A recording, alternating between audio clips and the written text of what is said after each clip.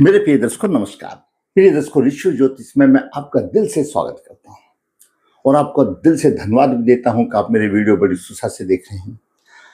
आग्रह करता हूं, अच्छा लगता है तो लाइक अवश्य करें, कमेंट्स करें।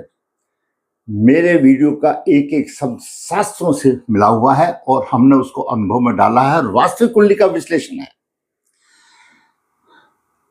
आज के हम इस वीडियो में विचार करेंगे आप कि जिसकी कुंडली में भी अष्टम भाव में अगर गुरुदेव हैं तो आप अपनी कुंडली खोल करके देखिए अष्टम भाव में गुरुदेव किस स्थिति में है, शुभ स्थिति में है या अशुभ स्थिति में है, इतना आप जरूर देखिए। नीच दृष्टि में है, पाप ग्रह से पीड़ित है, अवश्य देखिए, क्योंकि दर्शकों कुंडली के 9 ग्रह में से अकेले गुरुदेव एक तरफ, बाकी ग्रह एक तरफ। गुरु ज्ञान के दाता है, गुरु संतान के दाता है, गुरु ऐश्वर्य के दाता है, गुरु धन के दाता है। और अष्टम भाव में अशुभ स्थिति में गुरुदेव आ जाएं तो बड़ी परेशानी होती है। ये कुंडली का अष्टम भाव है। हम बताते हैं अब ये जीवन का भाव है, अकेले जीवन का नहीं। मैंने हमेशा बताया है कि ये प्रथम भाव है, आपसे संबंधित है। आप कैसे होंगे, आपका रंग रूप कैसा होगा, बलवान होगा कैसे होंगे, और इस लगन भाव पर ग्रहों की जो दृष्टि पड़ती है वो आपके व्यक्तित्व में प्रभाव डालती है। द्वितीय भाव धन परिवार कुटुंब का भाव है, वाणी का भाव है। तीसरा भाव पराक्रम का भाव है, कुछ कर गुजरने का भाव है। चतुर्थ भाव बहुत महत्वपूर्ण है, सुख का भाव है। षोडश वर्ग में यानी पराशर जी ने ये कहा है कि आपके कुंडली का कोई भी वर्ग हो, अगर उसका सुख देखना है तो चतुर्थ भाव से देखना। चतुर्थ भाव सुख का भाव है।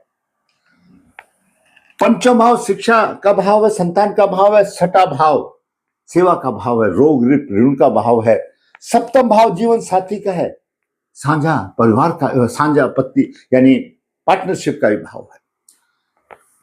अष्टम भाव जैसा हमने बताया आयु का भाव तो है, पाताल भी है, विदेश भी है, शमशान भी है, गुप्त धन भी है, गुप्त विचार भी है, रहस्यमय भी है और गूढ़ ज्ञान भी है। अष्टम भाव के स्वामी और पंचम भाव के स्वामी का जब संबंध बनता है या भाव का संबंध बनता है तो जातक पीएचडी करता है, गूढ़ ज्ञान होता है। पीएचडी कोई सहज बात नहीं है। नवम भाव धर्म भाव है, भाग्य का भाव हम कह देते हैं। यह है दसम भाव प्रतिष्ठा, आपका कर्म का भाव, आप क्या कर्म करोगे वो दसम भाव। एकादश भाव आमदनी का भाव, समाज से जुड़ने का भाव है। त्रिष्ठाय तीसरा पद है, काम का तीसरा पद है। द्वादश भाव सभी प्रकार के खर्चों का भाव है, जो हमने पैदा हुए खाली हाथ आए, कमाया धमाया सब खर्च के चले गए, मोक्ष का भाव है। सेवा सुख का भी भाव है। ये साधारण तौर पर हर आदमी को आना चाहिए। बात आज कर रहे हैं अष्टम भाव में देवगुरु बृहस्पति। देवगुरु बृहस्पति न्याय के देवता है, धर्म के देवता है, संतान के कारक हैं, धन के कारक हैं और स्त्री जातक के लिए तो पति के कारक हैं। और देवगुरु जिस तरह से पुरुष जातक के लिए विवाह के कारक शुक्र माने गए हैं और कन्या के विवाह के कारक गुरु माने गए हैं। आपने जब देखा होगा, सुना होगा, जब बच्चे जवान होते हैं और पंडित जी के पास मुहूर्त के लिए जाते हैं तो कहता है अभी तो तारा डूबा हुआ है। क्यों? शुक्र और बुध जिस समय गोचर में अस्त होते हैं तो कोई मांगलिक कार्य विवाह आदि भी नहीं होते। इन दोनों को बड़ा महत्व है। शुक्र दैत्य गुरु शुक्राचार्य है तो गुरुदेव गुरु बृहस्पति है। दोनों का मान सम्मान की बात आ जाती है। और गुरु अगर अष्टम भाव में हो, नीच राशि में हो, अस्त हो और राहु जैसे ग्रह से पीड़ित हो, एक बहुत ही जटिल और चुनौतीपूर्ण स्थिति बनती है। क्या आपकी कुंडली में भी ऐसा है? तो आप समझ जाइए। चांडाल योग बन जाता है क्योंकि राहु, एक तो गुरु अस्त हो गए, नीच राशि में हो गए, विशेष स्थिति बनती है और फिर राहु से पीड़ित हो गए। अष्टम भाव अचानक होने वाली घटनाओं और विरासत से मिलने वाले धन संपत्ति, पैतृक संपत्ति का भी भाव माना जाता है। नीच और अस्त का गुरु के कारण पैतृक संपत्ति या वसीयत को लेकर के कोई वाद विवाद आदि भी अड़चने आ सकती है। राहु से पीड़ित भी है अस्त भी है और नीच राशि में है। धन को लेकर भारी उतार चढ़ाव देखने को मिल सकते हैं। गलत डिसीजन के कारण धन की हानि भी हो सकती है। क्यों? राहु भ्रम में डालता है, क्या करे या ना करे। राहु का काम ही है भ्रम में पैदा करना। आपका स्वास्थ्य कमजोर हो सकता है, मानसिक तनाव हो सकता है, पेट, लीवर, कोलेस्ट्रेट, हार्मोन संबंधित परेशानी हो सकती है, मानसिक रूप से अधिक तनाव, भ्रम, अज्ञात भय का सामना करना पड़ सकता है। मान सम्मान और कैरियर के कार्य क्षेत्र में भी समाज में आपके ज्ञान और उसमें आपके ज्ञान में और जो रूढ़िवादी ग्रह है उसके विचारों का आप जो सोचते हैं, आप अच्छा सोचते हैं मान सम्मान के लिए, लेकिन उसके अर्थ गलत निकाला जा सकता है। आपके विचारों को समझने में टाइम लगता है। आप जो निर्णय लेंगे उसमें राहु के कारण भ्रम की स्थिति बनती है, जिसके कारण बाधा, अपमान आती है। राहु बाधा दिलाता है, अपमान दिलाता है और रुकावट का सामना करना पड़ता है हर एक काम में। गुरु ज्ञान के कारक हैं, राहु से पीड़ित हैं, उचित मार्गदर्शन नहीं मिलता। जातक के पारंपरिक विचार और आधुनिक विचार के बीच में द्वंद्व चलता रहता है, क्या ठीक है क्या नहीं। ये सबसे बड़ी परेशानियां आती हैं। तो संबंधित कुंडली में ऐसा ही है। और चतुर्थ भाव में मंगल और राहु का अंगारक योग हो, चतुर्थ भाव में मंगल और राहु का अंगारक हो, राहु की ऊर्जा एक विनाशकारी होती है। जिस क्षेत्र में भी प्रभाव डालेगा उसका विनाश करेगा।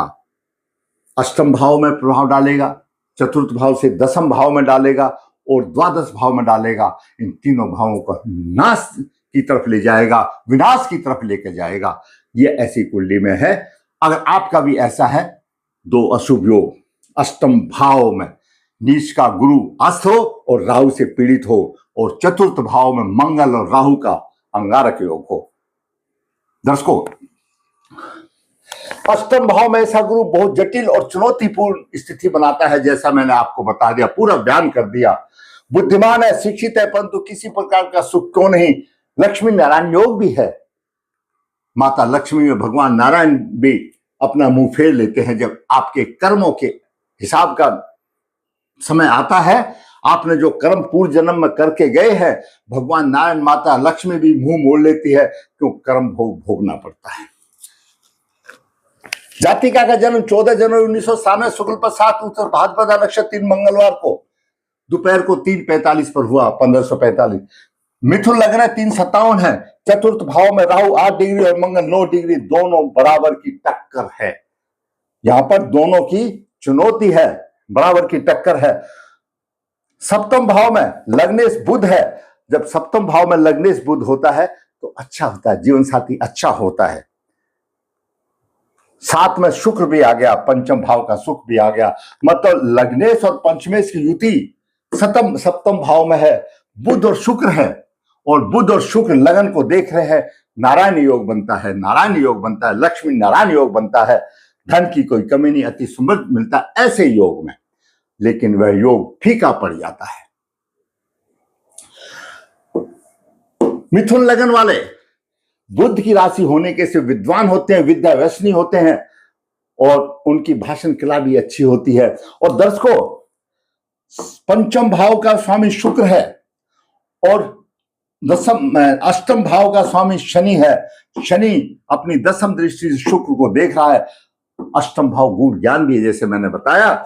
अगर अष्टमेश का और पंचमेश का किसी तरह से संबंध आ जाए तो ऐसे जातक पीएचडी करेंगे ही करेंगे, उसमें कोई दो राय नहीं है। अन्वेषण विचार आ जाते हैं। और अष्टम भाव गुप्त रहस्य का है, गुप्त ज्ञान का है। तो पीएचडी किया छात्रा ने मतलब कन्या ने पीएचडी किया। अब समस्या क्या आ गई है, आगे समस्या के देखते हैं। नवास हमने बनाया, नवास में देखा गुरु अस्त है, और यहां पर भी गुरु और सूर्य साथ साथ है। गुरु प्रभावहीन हो गया। मकर राशि में गुरु प्रभावहीन हो गया और राहु से पीड़ित हो गया। राहु की पंचम दृष्टि से गुरु को पीड़ित कर दिया, अस्त भी हो गया। यह समस्या रही। विष नवास में कोई ग्रह नहीं है। पुष्कर नवास में शनि भी है, केतु भी है, मंगल भी है, राहु भी है। 4 ग्रह पुष्कर नवास में आ गए। शनि अष्टम भाव का स्वामी है और 9 भाव का भी स्वामी है, मिश्रित फल देगा। केतु हानि करेगा, हानि देने में पुष्कर नवास में क्या ग्रह को बलवंता मिल जाती है।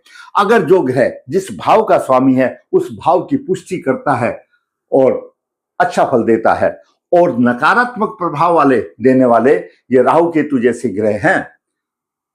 कन्या राशि में राहु अच्छा माना जाता है, लेकिन मंगल के साथ आ गया तो वो नकारात्मक बन गया, नकारात्मक ऊर्जा बन गई और वो पुष्कर में हो गया, बलवान हो गया।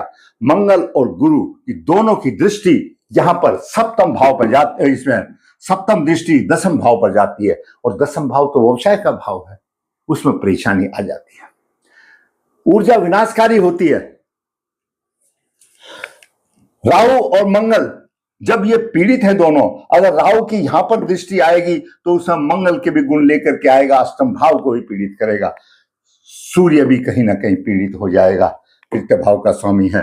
और सप्तम दृष्टि से यहां पर आपको 10वां भाव भी ये पीड़ित हो जाएगा, अष्टम भाव भी पीड़ित हो जाएगा, और द्वादश भाव में राहु देखेगा तो मंगल के भी जाएगी, पीड़ित हो जाएगा। उसके साथ साथ मंगल की चतुर्दशी सप्तम भाव पर भी आती है। मंगल मिथुन लगन के लिए मेरे दर्शकों, मंगल परम पापी है, छठे से और एकादश, छठे से छठा परम पापी है, अशुभ फल दाता है मंगल। और मंगल रोग देने वाला है, लगन को भी पीट रहा है, रोग भी देगा मंगल, क्योंकि लग्नेश बुध है, बुध को पीट रहा है, शुक्र को पीट रहा है। और सप्तम भाव में शुक्र जब होता है और शनि राहु या शनि आदि से प्रभाव में हो, तो ऐसे जातिका हो या जातक हो, उसको अपने चरित्र पर ऊपर विशेष ध्यान देना चाहिए कि कब भ्रम में आ जाता है और चरित्र की हानियां भी हो सकती हैं, ऐसा ध्यान में रखना चाहिए।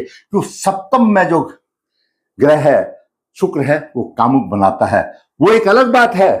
अगर लग्नेश के साथ है और बुध नपुंसक माना गया है। मैंने पहले भी आपको बताया कि बृहस्पति की जो पत्नी तारा थी, चंद्रदेव की फुसलाव में आकर के चली गई और गर्भवती हो गई। बाद में तारा जी बृहस्पति जी के पास आ गई, बच्चे ने जन्म लिया बाल अवस्था में, तो उनका लिंग विकसित हुआ है, इसलिए बुध को नपुंसक माना गया है। शुक्र और बुध की युति एक नपुंसकता का भी प्रमाण देती है, परंतु ऊर्जा यहां से आ रही है, राहु और मंगल का मिश्रित ऊर्जा शुक्र पर आ रही है, तो ये भी बात ध्यान में रखने वाली होती है, कहीं भ्रम में ना आ जाए, ये भी एक समस्या बात में आ जाती है, ये भी परेशानी आ जाती है। शनि अष्टमेश और पंचमेश बुध पर गुण ज्ञान अच्छी शिक्षा मैंने बता दिया, अन्वेषण विचारदा सप्तमेश और दसमेश। अब गुरु क्या है इस कुंडली में, सप्तम भाव का स्वामी है और 10वें भाव का स्वामी है, नीच राशि में अस्त है। अब एक बात सुनिए, मैंने एक दिन पहले भी वीडियो बनाया था कि राशिपति को लगन मार करके आप विचार करें, शनि अष्टम और 9 भाव का स्वामी 10वें भाव में है, योग कारक है। क्यों 9 भाव का स्वामी 10वें पर चला, योग कारक है। चंद्रमा द्वितीय भाव का स्वामी है, योग कारक है, परंतु है किसमें, मीन राशि में ना। मीन राशि में इनका डिपोजिटर, इनके राशि का स्वामी, अधिश राशि का स्वामी गुरु अस्त और नीच राशि में हो गया, तो 10वें भाव के गुणों में कमी आ गई, गुरु ने भी कमी कर दी, तो अस्त हो गया, नीच राशि में हो गया। और ऊपर से राहु मंगल का प्रभाव 10वें भाव पर हो गया, शनि भी पीड़ित हो गया, चंद्रमा भी पीड़ित हो गया, बराबर अंश है दोनों के, राहु मंगल के, और इधर चंद्रमा केतु शनि के, तो 10वें भाव भी पीड़ित हो गया, व्यवसाय में हानि होगी। दूसरी तरफ सप्तम भाव में धनु राशि है, धनु राशि का स्वामी गुरु अष्टम में नीच राशि में हो गया और अस्त हो गया और राहु से पीड़ित हो गया, विवाह में प्रबल बाधा आ गई। हरिवंश प्राण जो हमारे प्राण हुए हैं, 18 प्राणों में से एक प्राण है हरिवंश प्राण, उसमें स्पष्ट वर्णन आता है कि गुरुदेव जब पाप ग्रह की राशि में हो, शत्रु राशि में हो, पीड़ित हो, अशुभ योग बना रहे हो, ऐसी स्थिति जातक के पूर्व जन्म के अशुभ कर्मों के आधार से बनती है और प्रबल पितृदोष बनता है। और गुरु संतान का कारक भी है, विवाह का कारक भी है, और सप्तमेश भी है, और दशमेश भी है, राहु से पीड़ित है, सर्प शाप भी बन जाता है। और मंगल और राहु अपने अपने वंश परंपरागत दोष माना जाता है, 3 पीढ़ी का श्राप माना जाता है मंगल और राहु। जब मंगल के साथ राहु अंगारक योग बने तो ऐसा 3 पीढ़ी का श्राप होता है। ये बालिका पूर्व जन्म से किसी के द्वारा श्राप लेकर के आई है। वो कंडीशन क्या हो जाती है, अगर हमारे पूर्व जन्मों में कोई अच्छा काम किया है तो हमारे को भी अच्छाई मिलती है। अगर हमारे कोई पूर्वज ने अशुभ काम किया है तो उसके लिए बलि का बकरा हमको भी बनना पड़ता है। यहाँ पर ये 3 पीढ़ी का श्राप है। और हरिवंश पुराण के मुताबिक गुरु नीच राशि में हो गया, अस्त में हो गया, राहु से पीड़ित हो गया, चांडाल योग अष्टम भाव में स्थित हो गया, तो ये भी एक श्रापित कुंडली बन गई है। प्रबल पितृदोष आ गया इनके प्रभाव से। व्यवसाय, क्योंकि सप्तमेश यानी बुध और शुक्र दोनों का डिपोजिटर कौन है, गुरु। गुरु यहां पर अशुभ राशि में चला गया तो ये भी प्रभाव कम हो गए, ये भी प्रभाव पूरा नहीं देंगे। बुध और शुक्र भी यहां पर जो नारायणी योग था, लक्ष्मी नारायण योग था, वो भी भंग हो गया, प्रभावहीन हो गया, क्योंकि उनका डिपोजिटर जिस राशि में है उनका राशि स्वामी गुरु नीच राशि में चला गया, अस्त हो गया, राहु से पीड़ित हो गया।